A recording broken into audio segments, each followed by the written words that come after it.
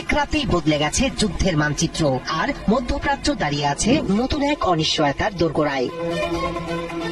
ইরানে হামলা ও সর্বোচ্চ নেতা আয়াতুল্লাহ খামেনিকে হত্যার জবাবে ক্ষেপণাস্ত্র ও ড্রোনের ঝড় তুলেছে ইসলামী বিপ্লবী গার্ড IRGC। রোববার ভোরে শুরু হওয়া এই হামলায় লন্ডভন্ড গুরুত্বপূর্ণ শহর ও সামরিক স্থাপনা। সবচেয়ে বেশি ক্ষতিগ্রস্ত হয়েছে তেল আবিব ও হাইফা শহর। সাইরেনের তীব্র শব্দে ঘুম ভাঙে বাসিন্দাদের। মুহূর্তেই শহর জুড়ে নেমে আসে আতঙ্ক। তেহরান ভিত্তিক সংবাদ মাধ্যম তাসনিম জানায়, তেল আবিবের কৌশলগত স্থাপনায় সরাসরি আঘাত হানে একাধিক ক্ষেপণাস্ত্র।